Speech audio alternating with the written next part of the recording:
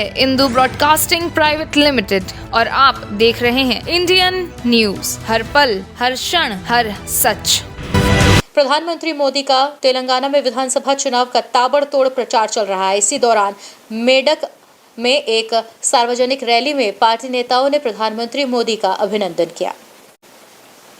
मंच से पीएम नरेंद्र मोदी ने कहा, तेलंगाना इस बार एक ही संकल्प लेकर आगे बढ़ रहा है कि यहां पहली बार बीजेपी की सरकार बनेगी, तेलंगाना में कमल खिलेगा।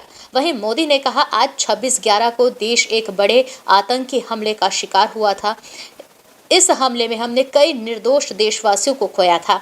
26/11 का ये दिन हमें ये याद दिलाता है कि नाकाबिल और कमजोर सरकारी लोगों का कितना नुकसान करती हैं और किया है।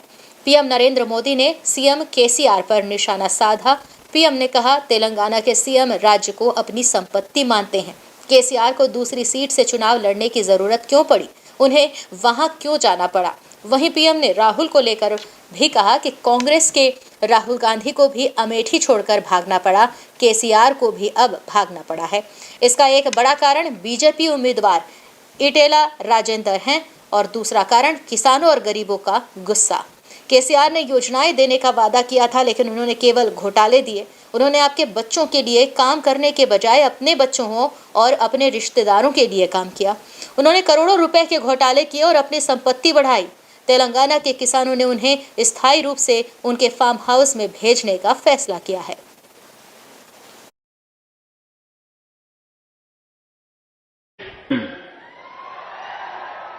ये इसे अपनी जागीर मानते हैं। केसीआर को आखिर दूसरी सीट पर चुनाव लड़ने की जरूरत क्यों पड़ी, वहां क्यों जाना पड़ा। कांग्रेस के राहुल गांधी को भी अमेठी छोड़कर के केरल में भागना पड़ा था, केसीआर को भी भागना पड़ा है। इसका एक बड़ा कारण बीजेपी के कद्दावर उम्मीदवार इटेला राजेंद्र जी है और दूसरा कारण किसानों और गरीबों का गुस्सा है। भगवान मल्लिकार्जुन के नाम पर सिंचाई की परियोजना बनाई। जिन किसानों ने घर खोया, जमीन खोई, उनको केसीआर ने अपने हाल पर ही छोड़ दिया।